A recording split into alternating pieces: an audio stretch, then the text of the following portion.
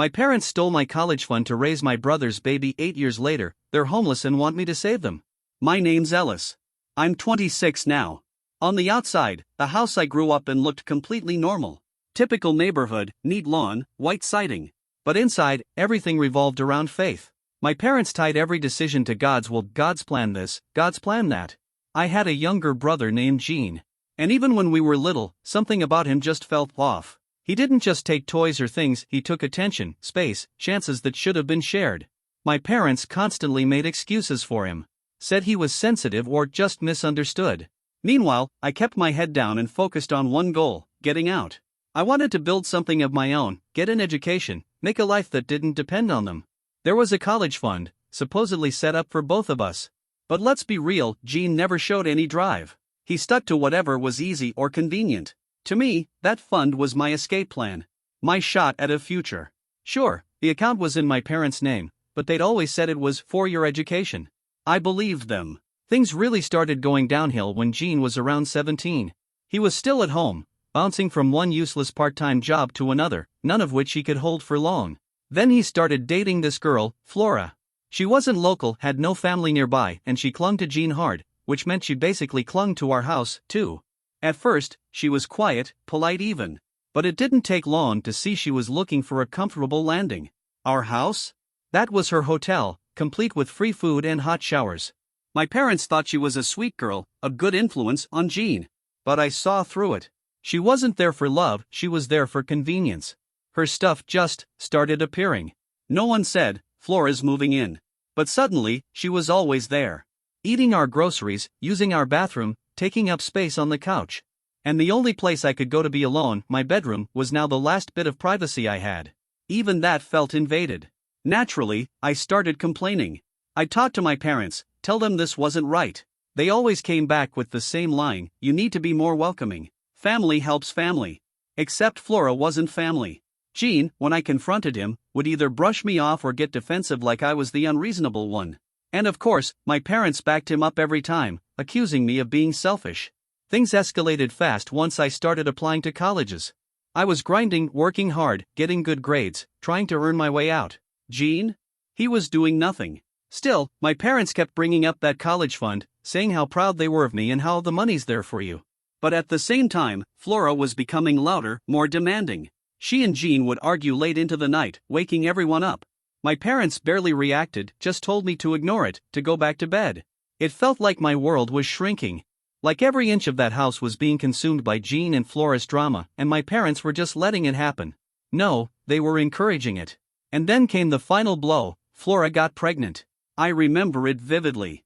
I walked into the living room one evening to find Flora crying, Gene looking like he'd been hit by a truck, and my parents, disturbingly calm.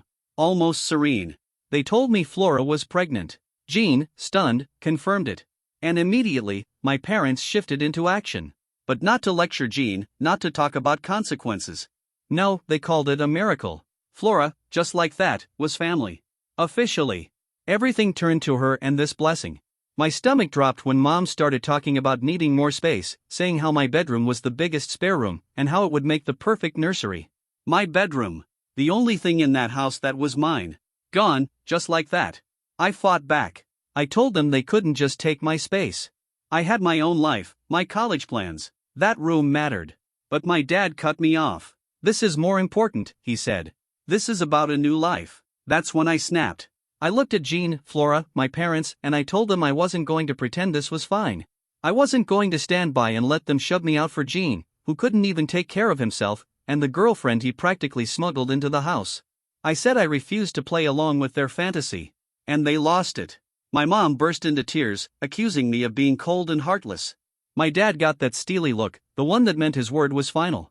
He told me I had two options, either accept Flora and the baby as family and support them, or leave. Right then. I stood there, not moving. I looked at Gene, who couldn't even look at me. Flora, who was now crying again, but it felt staged.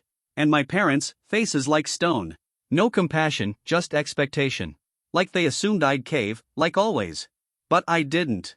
Something inside me just cracked. All those years of being pushed aside, of being told to understand Gene, of having to sacrifice while he coasted, it boiled over. I told them I wouldn't do it.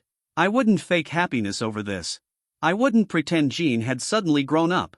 And I sure as hell wouldn't give up my future for their mess. My dad stood up, red-faced. He pointed at the door and barked, "Then get out." Now. I didn't move fast enough for him. He stormed over, grabbed my arm, and started dragging me toward the door. I pulled away. That's when it got physical. He shoved me, I hit the wall. He grabbed my arm again, even tighter. I twisted away, hands up to protect myself. He was yelling, calling me ungrateful, saying I was disrespectful. My mom was screaming. Jean and Flora just stood there, watching. I wasn't trying to fight him, I just wanted space. I shoved him back to keep him off me. He swung at me. I blocked it. He lunged again, but I dodged and made for the front door. As I grabbed the handle, my mom shouted, "Fine. Go. And don't expect a penny. That college fund? It's gone. We used it for the nursery. For the baby.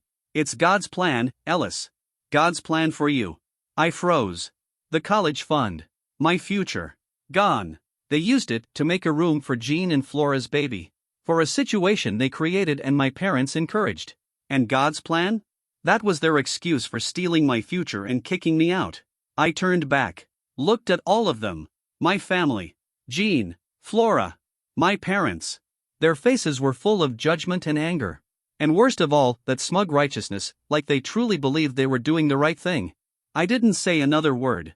Just opened the door and walked out. Heard it slam shut behind me. Locked. It was almost dark. I had nothing but the clothes on my back and my phone. No wallet. No backup.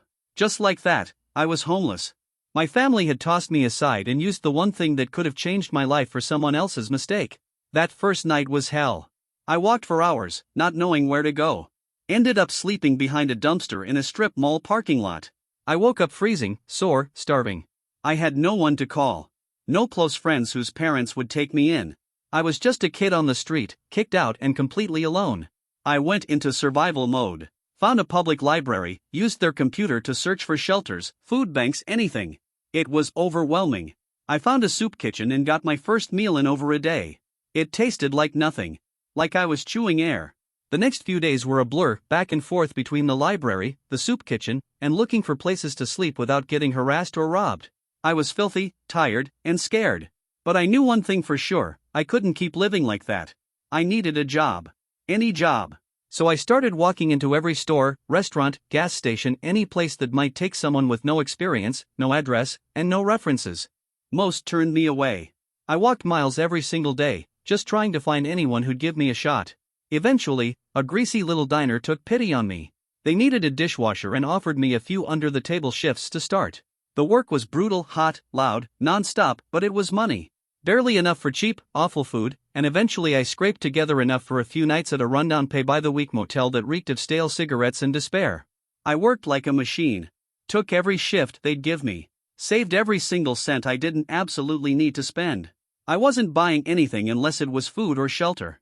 After a while, I found a slightly less horrible place, a rooming house with paper-thin walls and a shared bathroom. Still rough, but at least it felt a little more stable, a little less grim. I started tossing out job applications like confetti, anywhere that looked like they might take a guy with no experience and nowhere to live. I lied about my address.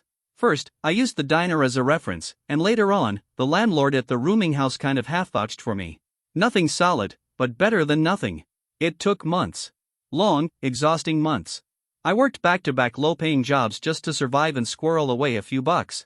Ate ramen, instant mac, anything cheap. I didn't reach out to my parents, not once. And they didn't check in either. No texts, no calls. Nothing. That silence made it clear, they'd meant it. I was gone. Forgotten. Their so-called God's plan had me sleeping behind dumpsters while they decorated a nursery with the money that was supposed to be for my future. That realization did something to me. Hardened me. I stopped hoping they'd come around. Over the next few years, I slowly began to rebuild. I got a slightly better job at a warehouse. Eventually saved up enough to buy a beat-up old car. Moved into my own tiny, run-down apartment. College? That door was slammed shut. But I didn't give up on learning. I started picking up skills on the job, and I paid out of pocket dollar by dollar for community college classes. Not chasing a degree, just learning stuff that could lead to better pay: welding, basic mechanics, that kind of thing. I didn't just survive, I built something. A life that had nothing to do with them. In fact, the only thing they gave me was a reason to get the hell out. I cut all ties, changed my phone number, deleted my social media, vanished. As far as I was concerned, they no longer existed. 8 years. That's how long it's been since I walked out of their house. 8 years of silence. In that time, I've managed to create something stable. I've got a solid job as a maintenance supervisor. Bought a small house with the cash I saved, no loans, no debt. My life is simple. I work, I go home, I keep to myself. That past life felt like it happened to someone else. Until yesterday. I got a call from an unknown number. Normally, I let those go straight to voicemail, but I was waiting on a work-related call, so I answered. It was my mom. Her voice was shaky, full of tears. I didn't say anything right away. Just listened. She was all over the place, crying, rambling. Something about them losing the house. Needing help. My dad was sick. Jean and Flora, she didn't say much about them, but it didn't sound good. If anything, it sounded like they were part of the reason everything was falling apart. The same house they kicked me out of. The one they called blessed. The house they gutted my college fund to protect. Gone. Foreclosure. Bad financial decisions. She didn't explain all the details, she was too much of a wreck to make sense. She sobbed about how they had nowhere to go. How they didn't know what to do. That they were staring down the barrel of homelessness. After 8 years of silence, 8 years of not knowing if I was even still alive, they were calling because they needed something. Because the plan they built on my sacrifice was now in pieces. Eventually, she choked out my name. She asked if I could help them. If I had any money. If maybe they could come stay with me. But I didn't feel pity. I didn't even feel angry. Just clear-headed. I thought about that first night, cold, alone, sleeping behind a dumpster. I thought about her words back then. It's God's plan, Ellis. This is God's plan for you. And now she was waiting for a response. Still crying on the line. So I took a breath and said it, calmly. Mom, I said, my voice steady, do you remember what you told me when you kicked me out and used my college money? The line went silent, except for her ragged breathing. You said it was God's plan, I continued. That I was meant to be out there on my own, to figure it out myself. I paused. Then I said, well, maybe this is God's plan for you now. And then I hung up. They haven't called back. I don't know where they are or what they're doing. I'm not sure if I was wrong for doing that, throwing their own words back at them and refusing to help. But they discarded me, destroyed my future, and only came crawling back when their lives imploded. After 8 years of ignoring my existence, now I'm supposed to be their safety net? I still don't know how you're supposed to respond to something like that. Update 1. I didn't expect the amount of feedback the first post got. I read through a lot of the comments. Most people seemed to understand. Some didn't, talking about family is family or forgive and forget, but I don't think they grasped the full picture. This wasn't a disagreement. It wasn't some teenage rebellion. It was abandonment. They financially and emotionally wrecked me and justified it by hiding behind religion. A bunch of people asked for more background on Jean and Flora, like what the situation was leading up to the pregnancy and why it all blew up like it did. Well, the warning signs with those two were there from the start. My parents just chose to ignore them or expected me to. Flora didn't have a job. Jean barely worked. Even before the baby, they were mooching off my parents constantly. And when money ran tight, my parents would cut corners on the household budget or pressure me to chip in. I was still a student, focused on school, and I remember arguing with my dad about why I was suddenly expected to help cover groceries when Jean and Flora were out blowing money on dumb stuff. His excuse? They're struggling. You've got potential. The pregnancy happened not long after Flora fully moved in, just a few months. It wasn't like they were in some committed relationship and accidentally got pregnant. It was two people with no plan who faced a major consequence, and the second that happened, they expected my parents to carry them. And my parents, they took it as some divine sign. Like this unplanned baby meant God wanted them to sacrifice everything, including my future, to do the right thing. That whole God's plan excuse wasn't a one-time emotional outburst.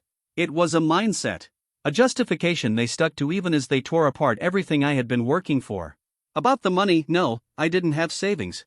I was a teenager focused on school.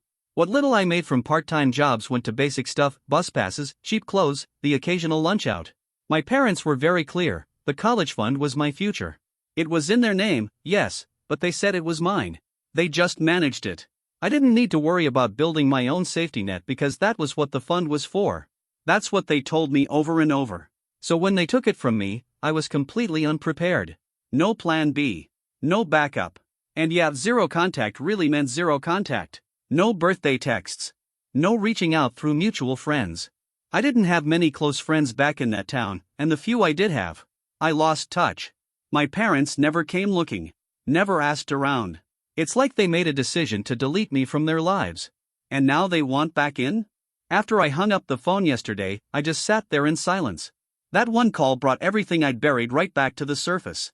The fear of being homeless. The exhaustion from those early days. The endless struggle just to survive. And, more than anything, the gut-wrenching betrayal over the college fund. Because it wasn't just money. That fund represented what little support my parents had ever claimed to offer. It was supposed to be my shot at a future, a promise they dangled for years, only to rip it away the second it was more convenient to give it to someone else. To the exact situation that led to them throwing me out. The thought of letting them into the life I built completely on my own made me feel sick. It felt like I'd be handing the people who lit a match to my past a chance to torch my present. They weren't reaching out because they felt guilty or wanted to make amends. They were just desperate. They needed help. And I was the last person left on their list. But they don't get to ask. Not after cutting me out and choosing Jean and Flora. Not after hiding behind their twisted version of God's will and leaving me with nothing. They made their choice. And they made it clear I wasn't part of their plan. When I told my mom, maybe this is God's plan for you, it wasn't about revenge. It was the only language they seemed to understand. That's what they used to justify destroying my future. I was just flipping their logic back at them. If my suffering was part of some divine lesson, then maybe what they're going through now is, too. Honestly, that phone call didn't change anything. The decision had already been made the night they pushed me out and stole my future. All the call did was give me a chance to say out loud what had been true all along. Later that same day, I got another call, this time from a number I didn't recognize, but it had the same area code. I figured it was them. I picked up. It was my dad. His voice sounded weaker than I remembered. But even through the frailty, I could hear it, that familiar tone of expectation, the subtle entitlement. He didn't waste time with small talk. Launched straight into it. Talking about how bad things were. How everything had fallen apart. He basically repeated what Mom had said: foreclosure, the house gone, no place to go. What he didn't mention: her earlier call. Her breakdown. My response. It felt intentional, like he was trying a new tactic. Maybe he thought a straight appeal from him would work better. He kept going, painting the picture of their situation like it was a natural disaster no one could have seen coming. I cut him off before he could get too far. I talked to Mom, I said, calmly. She already told me everything. He went quiet for a second, probably realizing the reset button wasn't going to work. Then he jumped right back in, this time focusing on logistics. They just needed somewhere to stay, just for a little while, he said, like that made it easier to swallow. A soft place to land. A temporary solution. I gave him the exact same answer I'd given her. There was nothing else to say. Dad, I said. Do you remember what happened 8 years ago? When you kicked me out? No response. Just silence. And do you remember what Mom said that night? About my college fund? About me being on my own? I continued. She told me it was God's plan. That's when his voice cracked. Ellis, don't do this, he said, his tone shifting from desperate to pleading. We're your parents. We're family. No, I told him. You stopped being my parents the moment you chose Jean and Flora over me. When you took the only thing I had for a future and gave it away, then justified it with your faith. I paused and let that sit. Maybe this is God's plan for you now. To lose the house. To have nothing. To figure it out yourselves. That's when he snapped. All the begging disappeared, replaced with rage. He exploded down the phone line, shouting that I was heartless, that I had no respect, that I was unchristian for turning my back on my own parents. He said I owed them, that they'd raised me, fed me, put a roof over my head. You raised me, I said, my voice calm, and then discarded me when it stopped being convenient. He kept yelling. I didn't yell back. I just held firm. You didn't just kick me out, I said. You stole my future and called it divine. I was supposed to sink. But I didn't. I swam. And now that you're sinking, you expect me to save you? You owe me 8 years of struggle. I'm not abandoning you, I'm just letting you feel what I felt. I'm accepting the plan. God's plan. Just like you told me to. He kept shouting, but it didn't hit the same. His words didn't hold power anymore. They were just noise, desperate flailing from someone who never thought they'd face consequences. I hung up. They kept trying after that. Different numbers. A couple voicemails. One from my mom, crying again, saying they were sleeping in their car. I didn't listen past the first few seconds. I blocked every number they tried. Haven't heard from them since. Life went back to quiet. Like a loose end finally got tied off. Harshly, maybe, but cleanly. I don't know where they are. I'm not trying to find out. It's not my burden anymore. Their mess. Their consequences. This is probably where it ends, unless something completely out of left field happens. I don't think they have anywhere else to turn. Thanks to everyone who read my story. It helped more than I expected just to get it all out and see people understood. Update 2. It's been about 6 months since I posted all of this. Nothing's changed. No calls. No texts. No contact from my parents or anyone connected to them. Not a whisper. But honestly, that's been the norm for most of my adult life. The silence just returned to being normal. I have no clue where they ended up, whether they found a place to stay or if they're still struggling. I haven't looked into it. Haven't felt the urge to. Once the shock wore off, it just became background noise again. Same goes for Jean and Flora. I don't know anything about their current situation either. From the sound of Mom's call, it didn't seem like they were stepping up to help. Not surprising, considering their track record. They were part of the reason I was cut off to begin with, and they were silent witnesses the night I got thrown out. My own life, though? It's kept moving. Work is solid. House is good. I've been tackling some renovations I'd put off. Life's quiet. Predictable. And I'm good with that. This is almost certainly my last update. The story ended the moment I refused to play the role they expected of me, and they stopped trying to pull me back in. Thanks again to everyone who listened. Putting it all into words, getting that validation, it meant more than I expected.